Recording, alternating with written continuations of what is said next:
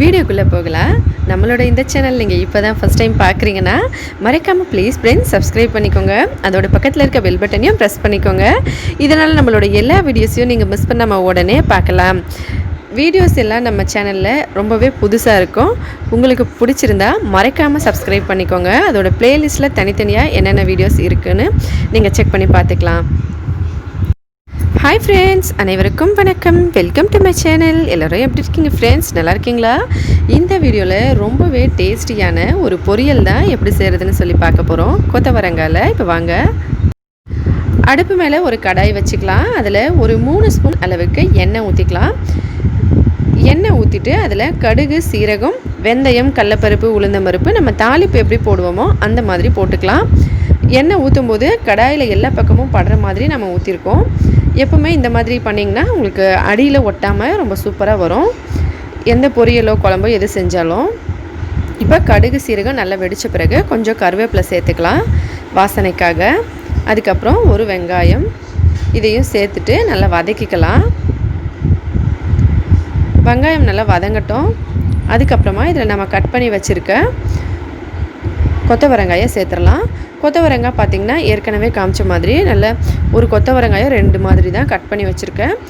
ஒரு சிலர் வந்து வேக வச்சு செய்வாங்க. வேக வச்சு செய்கிறத விட இந்த மாதிரி செஞ்சு பாருங்கள், ரொம்ப ரொம்ப டேஸ்டியாக இருக்கும். அதோட மசாலா எல்லாம் ஃபுல்லாக நம்ம சேர்க்குற மசாலா அப்படியே நல்லா காய் ஃபுல்லாக ஒட்டிக்கும், ரொம்பவே டேஸ்டியாக இருக்கும். இப்போ இது வெங்காயம் நல்லா வதங்கின உடனே இதில் நம்ம சேர்த்துடலாம் கொத்தவரங்காவை. இது கிச்சடிக்காய் அப்படின்னு சொல்லியும் ஒரு சிலர் சொல்லுவாங்க, கொத்தவரங்கானும் சொல்லுவாங்க. இது பார்த்திங்கன்னா நல்ல பெரிய பெரிய சைஸில் இதை கட் பண்ணியிருக்கோம். இங்கிலீஷில் இதை கிளஸ்டர் பீன்ஸ்னு சொல்லுவாங்க. இந்த மாதிரி நல்லா வறுத்துக்கணும். எல்லா பக்கமும் நல்லா எண்ணெய் படுற மாதிரி நம்ம வறுத்துட்டோம். இப்போ இதை மூடி வச்சிடலாம். ஸ்லோவான ஃப்ளேமில் போட்டு வேக வச்சுக்கலாம். அதுக்குள்ளே இங்கே பார்த்திங்கன்னா ஒரு மசாலா எடுத்து வச்சுருக்கேன். இது என்னன்னு பார்த்தீங்கன்னா 1 ஸ்பூன் சீரகம், 1 ஸ்பூன் கடுகு, 2 காஞ்ச மிளகாய், ஒரு பாதி அளவு வெங்காயம் அதை அரைச்சி வச்சுருக்கேன். அதில் ஒரு 3 ஸ்பூன் கடலை மாவு சேர்த்துக்கலாம். இந்த கடலை மாவு பார்த்திங்கன்னா ஏற்கனவே நம்ம சேனலில் பார்த்துருப்போம். வெண்டைக்காய் மசாலாவில் கடலை மாவு வந்து நான் இப்போமா வறுத்துட்டு ஒரு டப்பாவில் போட்டு வச்சுப்போம். அது வந்து எப்போல்லாம் நம்ம தேவைப்படுமோ அப்போல்லாம் எடுத்து நம்ம அதை யூஸ் பண்ணிக்கலாம். அந்த மாதிரி வறுத்து வச்ச கடலை மாவு அதையே நல்லா இந்த மாதிரி கலந்துக்கலாம்.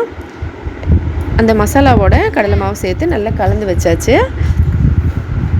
இப்போ இதை ஓப்பன் பண்ணி பார்த்துடலாம். ஸ்லோ ஃப்ளேமில் நல்லா வெந்திருக்கு கொத்தவரங்காலாம். பாருங்கள், 3/4 பாகம் இது வெந்துருச்சு. இதில் நம்ம ஏற்கனவே ரெடி பண்ணி வச்சுருந்த உருளைக்கிழங்கு இந்த மாதிரி சைஸில் கட் பண்ணி வச்சுருந்தோம். இதை இதோட சேர்த்துக்கலாம். இதுவும் பார்த்திங்கன்னா நல்ல நீளமான சைஸில் தான் கட் பண்ணியிருக்கோம். அதில் நம்ம ரெடி பண்ணி வச்ச மசாலா இதை சேர்த்துக்கலாம். உங்களுக்கு நல்லா கலர் வந்து ரெட் கலரில் வரணும் அப்படின்னு நினச்சிங்கன்னா இதில் வந்து நீங்கள் கொஞ்சம் கலருக்காக மிளகாத்தூளும் சேர்த்துக்கலாம். நம்ம வந்து அப்படியே செய்கிறதுனால மசாலாலாம் ஃப்ரெஷ்ஷாக அரைச்சி செஞ்சுருக்கோம். இதில் ஏற்கனவே நான் வந்து ஒரு 2 மிளகாயும் சேர்த்து தான் அரைச்சிருந்தேன். மிளகாய் 2, 1 ஸ்பூன் சீரகம், 1 ஸ்பூன் கடுகு, ஒரு சின்ன பாதி அளவுக்கு வெங்காயம் அதை சேர்த்து அரைச்சிருந்தோம். இப்போ உப்பும் அதுக்கப்புறம் மஞ்சத்தூளும் கொஞ்சம் சேர்த்தாச்சு. இதை நல்லா கலந்துக்கலாம். இந்த மாதிரி இந்த மசாலாவை ஏற்கனவே நம்ம நிறைய நம்ம வீடியோஸில் பார்த்துருப்போம், இந்த மசாலா எப்படி அரைக்கிறதுன்னு சொல்லி.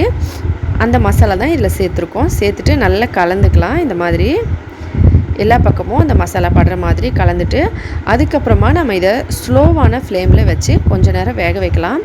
ஸ்லோவான ஃப்ளேமில் வச்சு வேக வச்சோம்னா தான் இது வந்து நல்லா வெந்து வரும். காய்கறி உருளைக்கிழங்கு நம்ம இப்போ தான் சேர்த்துருக்கோம். அதனால் ஸ்லோவான ஃப்ளேம்லேயே வச்சுக்கோங்க. இருக்கிற எண்ணெயில் இந்த மசாலா எல்லாம் ஒன்றா சேர்ந்து காய்கறியெல்லாம் ஒன்றா சேர்ந்து வரணும். அதனால் ஸ்லோவான ஃப்ளேமில் வச்சு இதை வேக வைங்க. இப்போ இதை நல்லா கலந்தாச்சு, மூடி வச்சிடலாம்.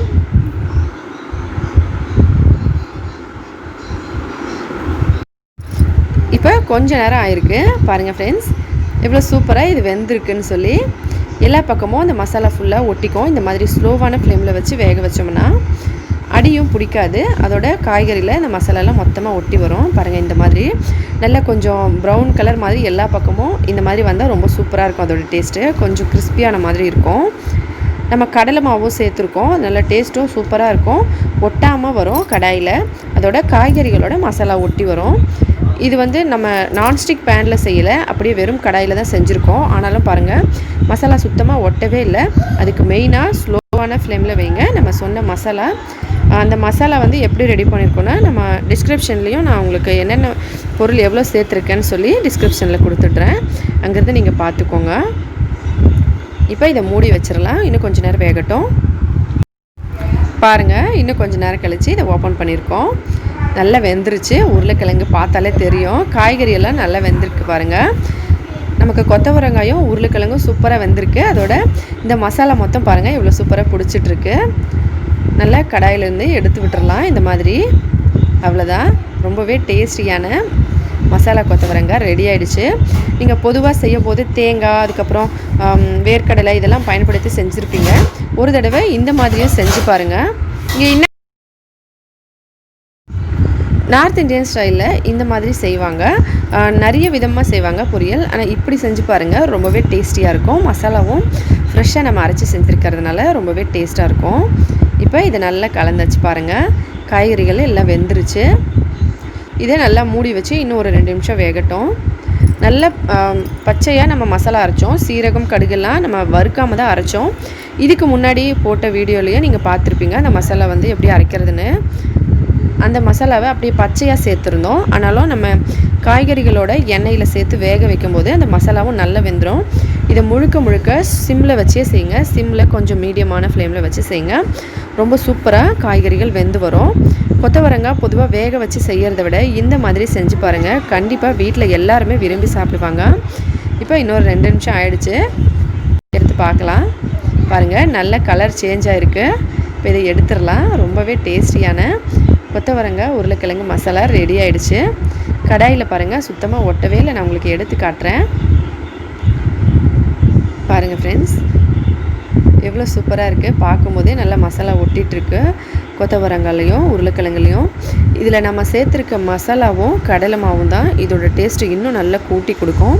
கண்டிப்பாக ட்ரை பண்ணி பார்த்துட்டு மறக்காமல் கமெண்ட்ஸில் எப்படின்றதுன்னு சொல்லுங்கள். நீங்கள் பார்க்கும்போதே தெரிஞ்சிருக்கும். நம்ம நான்ஸ்டிக் பேனில் செய்யும்போது தான் ஒட்டாமல் வரும். ஆனால் இந்த மாதிரி செஞ்சோம்னாலும் நமக்கு ஒட்டாமல் வரும். அடியில் சுத்தமாக பாருங்கள் ஒட்டவே இல்லை.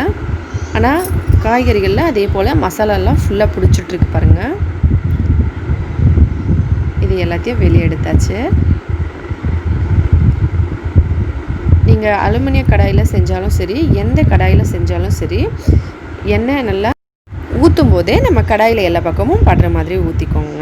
அப்போது இன்னும் சூப்பராக இருக்கும். ட்ரை பண்ணி பார்த்துட்டு மறக்காமல் கமெண்ட்ஸில் எப்படி இருந்ததுன்னு சொல்லுங்கள் ஃப்ரெண்ட்ஸ். இந்த வீடியோ பிடிச்சிருந்தா லைக் பண்ணுங்கள், ஷேர் பண்ணுங்கள். மறக்காமல் நம்ம சேனலை சப்ஸ்கிரைப் பண்ணிக்கோங்க. மேலும் இதே போல் இன்னும் பல வீடியோஸ் பார்க்குறதுக்காக ஹெல்த்தியாக சாப்பிட்டு சந்தோஷமாகவும் சேஃபாகவும் இருங்க. நன்றி, வணக்கம்.